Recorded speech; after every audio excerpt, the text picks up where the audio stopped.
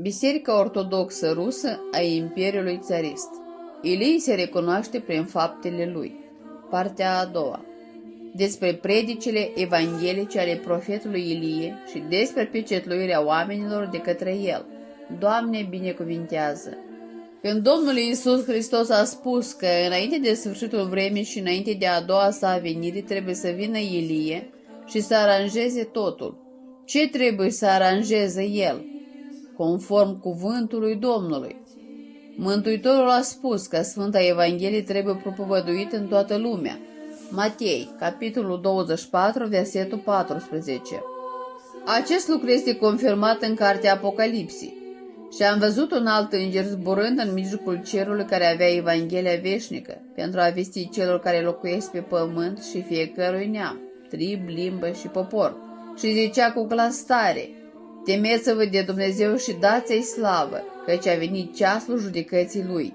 Și închinați-vă Celui ce a făcut cerul și pământul, marea și izvoarele apelor.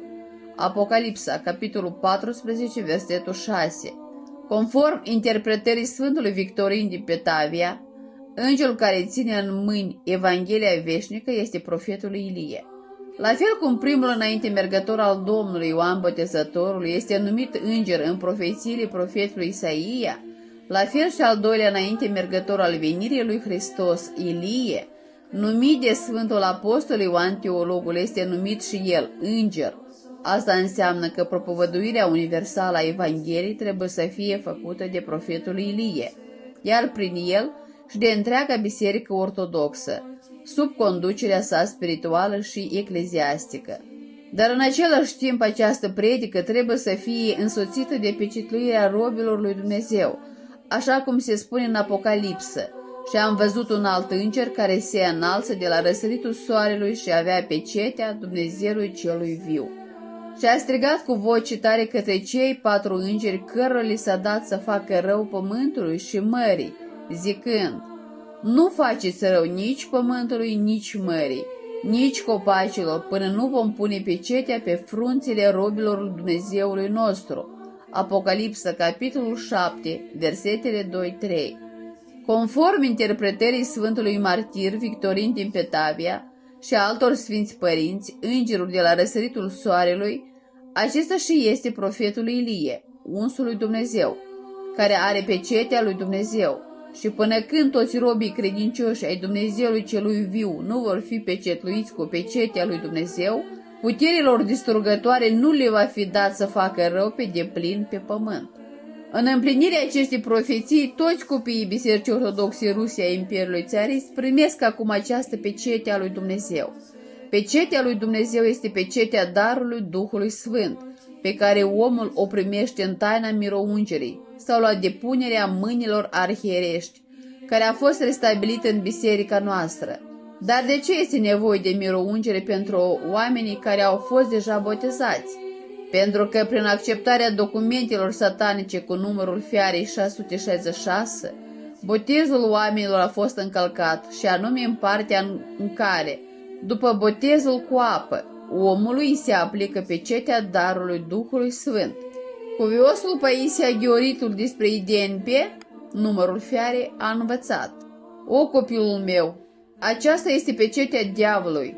Acceptând-o, renunți la pecetea Sfântului Botez și pui o altă pecete.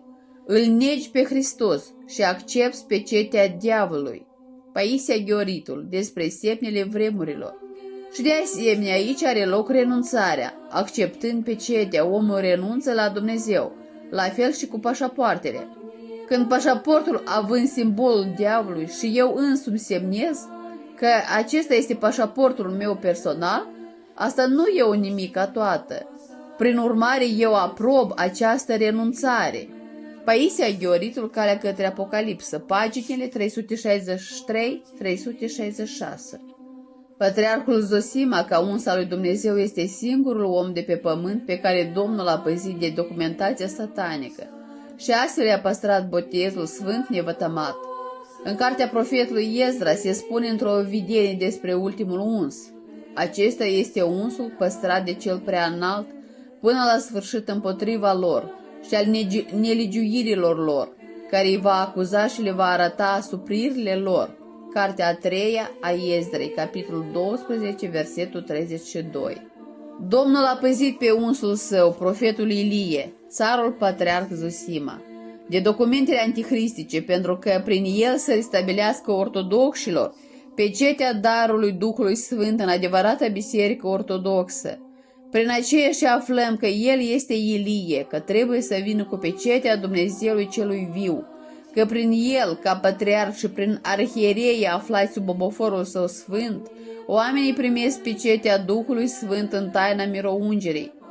Aceasta este marea milă a lui Dumnezeu și nicăieri astăzi nu este posibil să se restabilească botezul decât în Biserica Ortodoxă Rusă a Imperiului Țarist. După primirea miroungerii, oamenii încep să se înnoiască spiritual prin harul Duhului Sfânt, încep să se vindece duhovnicești și să se unească în credința vie cu Dumnezeul viu. În alte biserici acest lucru nu mai este posibil. În afară de documentația antichristică și numărul fiarei, Domnul a păzit pe Ilie de orice erezie și supunere iudeilor care au ca conducător pe antichrist. Au răspândit și au introdus pe întregul pământ egalitatea demonică a religiilor, acea mărturisire satanică că toate religiile ar fi mântuitoare și că sunt exprimarea înțelepciunii lui Dumnezeu. Această învățătură demonică despre pluralism, despre egalitatea lui Satana cu Dumnezeu, este promovată prin Sinodul Universal al Bisericilor și Organizația Națiunilor Unite, precum și Constituția Federației Ruse și a altor state moderne. Iar toate bisericile ortodoxe locale oficiale, printre care și așa numită Patriarhia Moscovei, au acceptat egalitatea ortodoxiei cu alte religii. Iudeii, bisericile false și sectele punând astfel pe același nivel pe Dumnezeu cu diavolul, iar aceasta este blasfemie. Toate acestea sunt contrare Evangheliei și e blasfemie împotriva lui Hristos, căci dacă toate religiile sunt mântuitoare, atunci de ce a fost nevoie ca Hristos Dumnezeu să vină și să aducă o jertfă atât de mare pentru toți oamenii de pe pământ? De ce a fost nevoie de botezul cu Duhul Sfânt în ziua Cincizecimii? În întreaga lume este legalizat oficial faptul că poți să te mântuiești și fără Hristos. Ierarhii Patriarhiei Moscovei au renunțat la Mântuitorul omenirii și au publicat aceste documente demonice despre egalitatea religiilor pe site-urile lor ale Patriarhiei Moscovei, arătând astfel că aceasta este deja lege pentru ei. Acestei trădări au urmat și alte biserici locale. De aceea este nevoie din nou de predicarea Evangheliei în întreaga lume, pentru a propovădui ortodoxia adevărată și vie, și nu cea denaturată de erezii. Iar cei care au dreptul de la Dumnezeu să predice Evanghelia sunt numai cei care au fost însărcinați cu darul Duhului Sfânt, că cei care se află în unitatea acestor religii cu iudaismul s-au lepădat de Hristos ca Mântuitor. Оставьте все сомнения и строго исполняйте то, что я повелеваю. Потому что не от своей мудрости говорю, а от мудрости всего епископата Русской Православной Церкви. Другого пути для нашей церкви сегодня нет. Православные волнуются, чтобы не произошло и измены православия, чтобы не было какого-то религиозного предательства. Вот о чем волнение. Волноваться не надо. Волноваться не надо. Мы идем по пути развития сотрудничества с католической церковью. И если Богу будет угодно, что в какой-то момент, когда-то что-то и произойдет, какое-то стирание различий, то только в результате долгого, тщательного, богословского исследования и достижения единства. Наша вселенская молитва на разных языках и разным способом, и даже через разные религиозные традиции будет обращена к Богу Творцу. Из ложных страхов это страх экуменизма.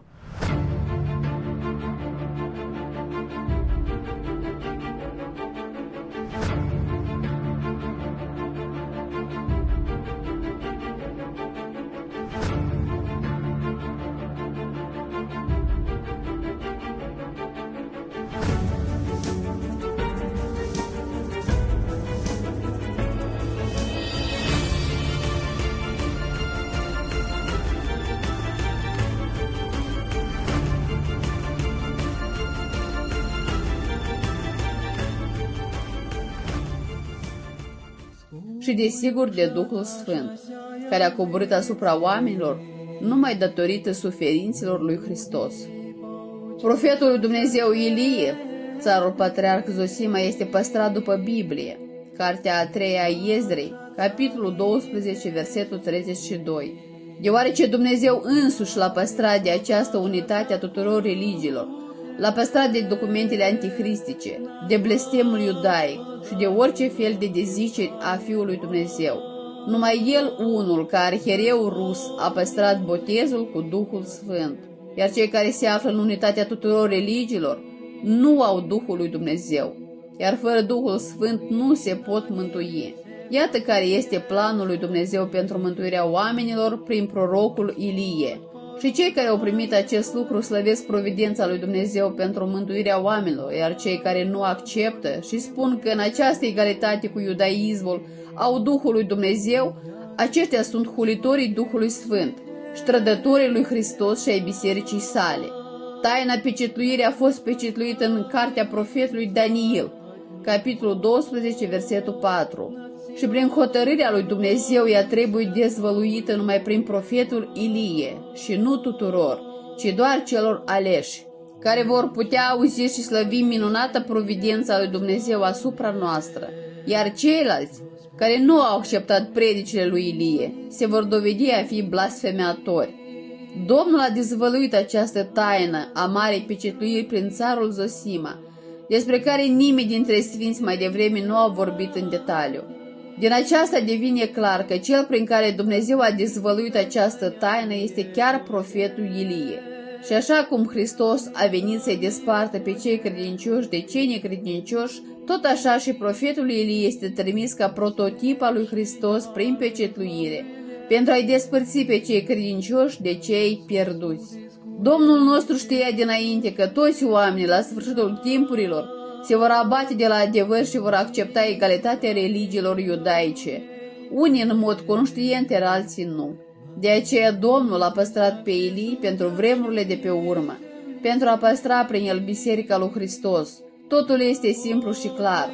Toți cei care au ajuns în mod inconștient în egalitatea religiilor cu iudeii și au depus jurământul față de iudeii ucigași al lui Hristos, trebuie să iasă de acolo prin dezicerea la iudaism și prin pecetluirea în adevărata biserică a lui Hristos. Aceasta este marea ieșire, care se realizează acum în lume pentru mântuirea oamenilor. Mântuirea oamenilor depinde de Ilie, păstrat de Dumnezeu, iar cei care se leapădă de Ilie rămân cu iudeii, dușmanii lui Dumnezeu. În Apocalipsă se vorbește despre doi profeți, Ilie și Enoch. Apocalipsa, capitolul 11, versetele 3 la 13. Și iată că ei vin, dar pecetea lui Dumnezeu se păstrează numai pe Ilie, și predicarea Evangheliei în lume și lucrarea pecetluirii se face prin el.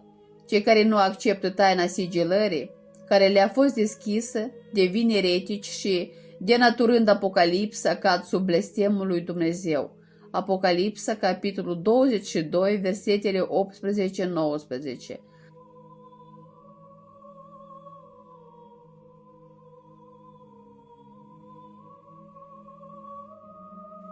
De aceea, alegerea omului de a-l accepta sau nu pe profetul Ilie devine o alegere decisivă în mântuirea sa în timpul nostru.